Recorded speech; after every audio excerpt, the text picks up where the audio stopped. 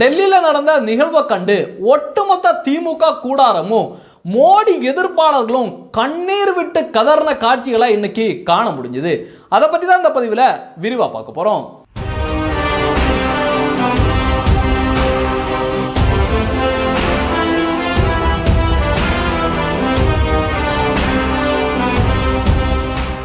தேர்தல் முடிவுகள் வந்ததும் போதும் தமிழகத்தில் இருக்கிற அல்ற சில்லறை ஊடகங்களும் திமுகவினரும் உருட்டுன்னு உருட்டிட்டு இருந்தாங்க.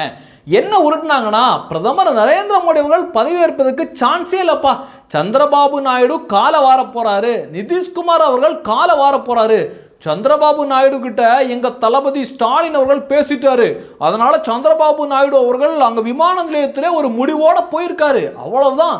பிரதமர் நரேந்திர மோடி அவர்கள்ட்ட பல இலாக்கால கேட்க போறாங்க, நிதித்துறையை கேட்க போறாங்க, பாதுகாப்பு துறையை கேட்க போறாங்க, அப்படி இப்படின்னு பயங்கரமா அடிச்சு விட்டாங்க. பயங்கரமா அடிச்சு விட்டு இவனுங்களுக்கு மிகப்பெரிய ஒரு மகிழ்ச்சியை, இவனுங்களுக்குள்ளேயே மிகப்பெரிய ஒரு மகிழ்ச்சியை, அப்படியே சந்தோஷத்தை வெளிப்படுத்திட்டு இருந்தாங்க. ஆனால் இன்னைக்கு அந்த சந்தோஷத்துக்கெல்லாம் மிகப்பெரிய அளவில் ஒரு முற்றுப்புள்ளி வைக்கப்பட்டிருக்கு. நரேந்திர மோடி அவர்களா மீண்டும் பிரதமராக தேர்ந்தெடுக்கக்கூடிய தீர்மானம் இன்னைக்கு நிறைவேறி இருக்கு. இந்த தீர்மானத்தில் நடந்த நிகழ்வுகள்லாம் பார்க்கையில நிச்சயமாக ஒவ்வொரு திமுக காரனுக்கும், நிச்சயமாக ஒவ்வொரு மோடி எதிர்ப்பாளர்களுக்கும் இரத்த கண்ணீர் வந்திருக்கும் அப்படிங்கிறது நம்மளால புரிஞ்சுக்க முடியுது.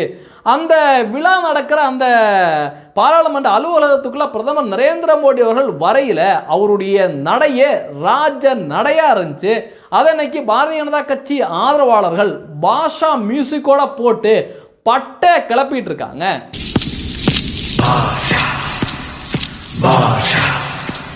பிரதமர் நரேந்திர மோடி அவர்கள் அரங்கத்துக்குள்ள நுழைஞ்சதும் அங்கு வைக்கப்பட்டிருந்த இந்திய அரசியலமைப்பு சாசன புத்தகத்தை தொட்டு வணங்கி, அதை எடுத்து தன்னுடைய கண்கள்லையும் தொட்டு வணங்கி தெய்வ பாங்கோட அங்க பண்ற விஷயத்தை பார்த்து எல்லாரும் மெய் சிலிர்த்து போய் நின்னாங்க. ஏன்னா இங்க இருக்கிற எதிர்கட்சிகள் எல்லாம் பிரச்சாரம் பண்ணுது, பிரதமர் நரேந்திர மோடி அவர்கள் இந்திய அரசியலமைப்பு சட்டத்தை சேதப்படுத்த போறாரு, மாத்த போறாரு அப்படின்னு பயங்கரமா டைலாக் விட்டாங்க. இந்த காட்சியை பார்த்தோன்னா இவங்களுக்கு மிகப்பெரிய ஷாக்கா இருந்திருக்கும். हम सबके लिए गर्व और गौरव का क्षण है।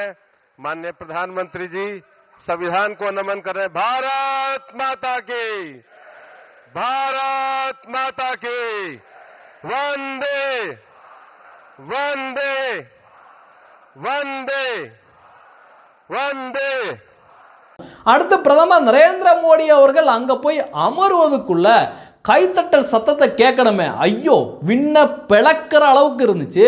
அவ்வளவு ஒரு ஆனந்தமான உற்சாகமான வரவேற்ப புதிதாக வந்த எம்பிக்களும் பாரதிய ஜனதா கட்சியை சேர்ந்த தலைவர்களும் பிரதமர் நரேந்திர மோடி அவர்களுக்கு உற்சாகமான வரவேற்பை கொடுத்தாங்க.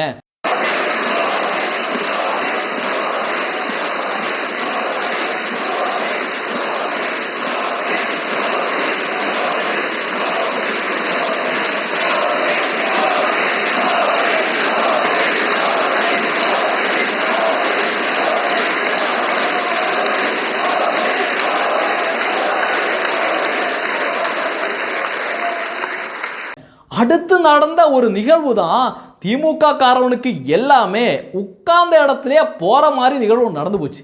என்ன நிகழ்வுனா, இவனுங்க தொடர்ந்து பிரச்சாரம் பண்ணிட்டு இருந்தது என்னன்னா, நிதிஷ்குமார் அவர்கள் பிரதமர் நரேந்திர மோடி அவர்களை கால வாரிடுவாரு, அவ்வளவுதான், நிதிஷ்குமார் ஓடி போய் ஐஎன்டிஏ கூட்டணியில சேர்ந்துருவார்ப்பா, அப்படி இப்படின்னு என்னென்னமோ கதை அடிச்சாங்கல்ல.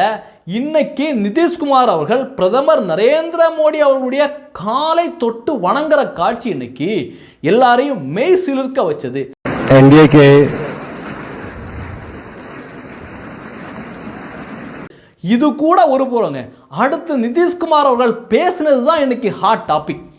என்ன சொன்னார்னா, பிரதமர் நரேந்திர மோடி அவர்கள் அங்கே உட்கார்ந்துருக்காரு, அவரை பார்த்து நீங்க என்ன வேணாலும் முடிவெடுங்க, என்ன வேணாலும் செய்யுங்க, நான் உங்க கூட இருப்பேன், நிதிஷ்குமார் உங்க கூட நிற்பேன் அப்படின்னு பிரதமர் நரேந்திர மோடி அவர்களை பார்த்து நிதிஷ்குமார் அவர்கள் சொன்னது இன்னைக்கு மோடி எதிர்ப்பாளர்களை கதிகலங்க செய்திருக்கு. देश बहुत आगे बढ़ेगा। अब बिहार का भी तो सब काम हो ही जाएगा, जो कुछ भी बचा हुआ है उसको ही कर देंगे। सबसे पुराना इलाका है, तो इसीलिए हम लोग तो पूरे तौर पर हर तरह से जो आप चाहिएगा उस काम के लिए हम लोग लगे रहेंगे और बहुत अच्छा होगा। अब जितने लोग साथ हुए हैं अब बहुत अच्छा है और सब लोग बहुत अच्छे ढंग से अपनी बात कर रहे हैं, तो सब लोग ठीक हैं। हम मिल करके सब लोग चलेंगे और हम लोग पूरा आपके साथ रहेंगे और आप पूरे देश को कितना आगे बढ़ाएंगे ये बहुत खुशी की बात होगी। यही हम लोगों को कहना है और मेरा आग्रह यही है कि जल्दी से जल्दी आपका काम शुरू हो जाए, शपथ ग्रहण हो जाए। अब आप एतवार को करने वाले हैं तो हम तो चाहते थे कि आजो हो जाता तो अच्छा था, लेकिन आपकी जब इच्छा है तो जब भी हो, जितना तेजी से काम हो जाए तो बहुत अच्छा है और बहुत अच्छा रहेगा। अब इस बार हम அடுத்து தென்னிந்தியாவை சேர்ந்த தலைவராக இருக்கிற சந்திரபாபு நாயுடு அவர்கள் பேசியது அனைவரோட கவனத்தையும் ஈர்த்தது. ஏன்னா சந்திரபாபு நாயுடு அவர்கள் வெற்றி பெற்று டெல்லிக்கு போனதும் இங்கேருந்து தமிழ்நாட்டிலேருந்து ஒரு ஃப்ளைட்டை பிடிச்சி அர்ஜென்ட்டாக ஓடி போய் சந்திரபாபு நாயுடுவை கவர் பண்ணுறதுக்காக சந்தித்தது ஸ்டாலின் அவர்கள். இன்னைக்கு ஸ்டாலின் அவர்களுக்கெல்லாம் சந்திரபாபு நாயுடு பேசுனதை பார்த்துட்டு உண்மையிலே மூக்குடைஞ்சிருக்கும். சந்திரபாபு நாயுடு மிக முக்கியமான விஷயத்த ஒன்று சொன்னார். Right leader at the right time அப்படின்னு அவர் பேசுனது அனைவரோட கவனத்தையும் ஈர்த்தது. Honorable PM never took any rest. Day and night in Andhra Pradesh we had 3 meetings, public meetings, 1 big rally. It had made a huge difference for winning the elections in Andhra Pradesh. NDA government under the visionary leadership of Sri Narendra Modi ji has taken significant initiatives in the last 10 years. Narendra Modi ji focused and dedicated approach has transformed the nation into a global powerhouse. I am in the politics for the last 4 decades. I have seen so many leaders. I can give entire credit for Narendra Modi ji for making India proud globally. That is his biggest achievement for the country. Now, under his leadership, we have reached 5th largest economy in the world. Now, we are confident during this tenure, he is going to make India 3rd largest economy in the world. He is planning Vikasit Bharat Vision 2047.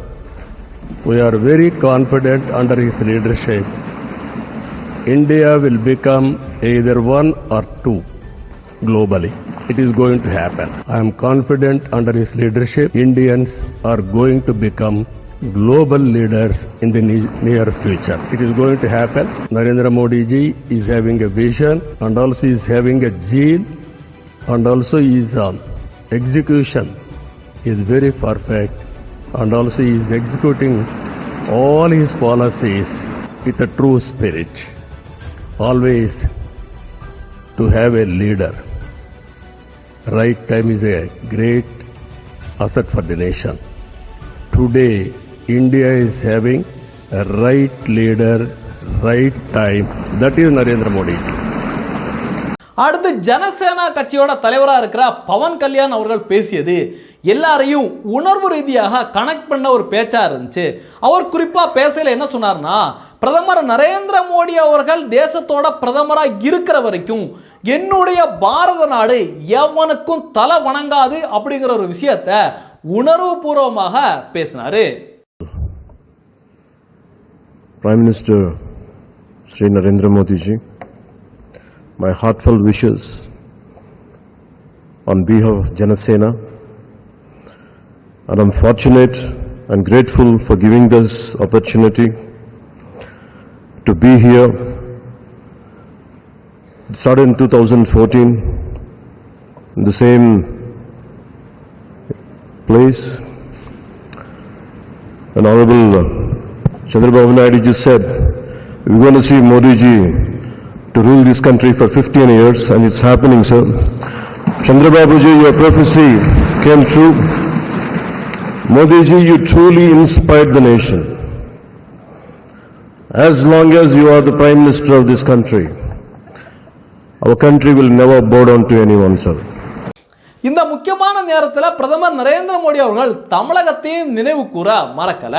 தமிழக பாரதிய ஜனதா கட்சிக்கு இந்த முறை அதிக வாக்குகள் கிடைச்சிருக்கு அப்படிங்கிறத பிரதமர் நரேந்திர மோடி அவர்கள் மகிழ்ச்சியோட பேசினாரு. साथियों, तमिलनाडु, मैं तमिलनाडु की टीम को भी बधाई देना चाहूंगा और वहां हमारा एनडीए समूह बहुत बड़ा भी है और कईयों को पता था कि हम एक साथ एक सीट नहीं लड़ा पाएंगे, लेकिन इस लड़ाई में हम साथ रहेंगे. और मैंने बहुत से एनडीए के साथी तमिलनाडु में ऐसे हैं कि जिनका कोई उम्मीदवार नहीं था, लेकिन इस झंडे को ऊंचा रखने के लिए वो जी जान से जुटे थे. और इसलिए आज तमिलनाडु में भले हम सीट नहीं जीत पाए, लेकिन जिस तेजी से एनडीए का वोट शेयर बढ़ा है, वो साफ साफ संदेश दे रहा है कल में क्या लिखा हुआ है. உண்மையிலே பிரதமர் நரேந்திர மோடி அவர்களுக்கு நக்கல் நையாண்டி அதிகங்க. ஐஎன்டிஏ கூட்டணி தலைவர்கள் எல்லாமே பிரதமர் நரேந்திர மோடி அவர்களுக்கு கிடைச்ச வெற்றியை கண்டு வயத்தறிச்சலோட இருந்துட்டு இருக்க நேரத்தில் பிரதமர் நரேந்திர மோடி அவர்கள் இன்னைக்கு பங்கம் பண்ணியிருக்காரு அவனுங்களை. ஏற்கனவே இவிஎம் மிஷினை குறை சொல்லிட்டே இருப்பாங்கல்ல எதிர்கட்சிகள், அதுதான் இன்னைக்கு பிரதமர் நரேந்திர மோடி அவர்கள் பயங்கரமா விமர்சிச்சிருக்காரு. எப்பா அந்த இவிஎம் சொல்லிட்டு இருந்தீங்களே அதெல்லாம் இப்போ உயிரோட இருக்காப்பா அப்படின்னு பிரதமர் நரேந்திர மோடி அவர்கள் கிண்டல் பண்ணது இன்னைக்கு சமூக ஊடகத்துல தீயா பரவிட்டு வருது. साथियों, जब 4 जून के नतीजे चल रहे थे, मैं तो अपने काम में कुछ व्यस्त था. बाद में फोन आना शुरू हो गए, तो मैंने किसी को पूछा, यार ये तो ठीक है आंकड़े वांकड़े, तो मुझे ये बताओ कि ईवीएम जिंदा है कि मर गया.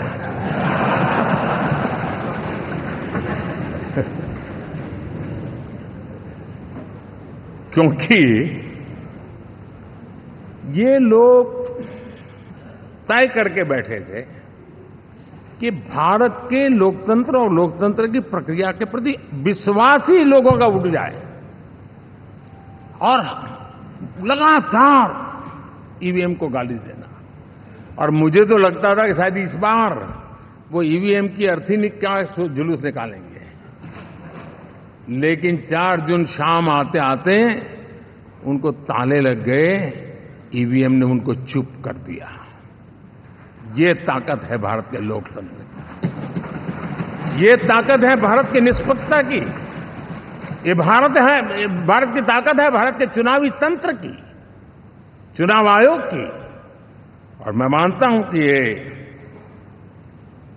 आशा करता हूं कि 5 साल तो अब ईवीएम शायद मुझे नहीं सुनाई देगा, लेकिन जब 29 में हम जाएंगे तो फिर से शायद ईवीएम को लेकर के नाचने की शुरुआत करेंगे.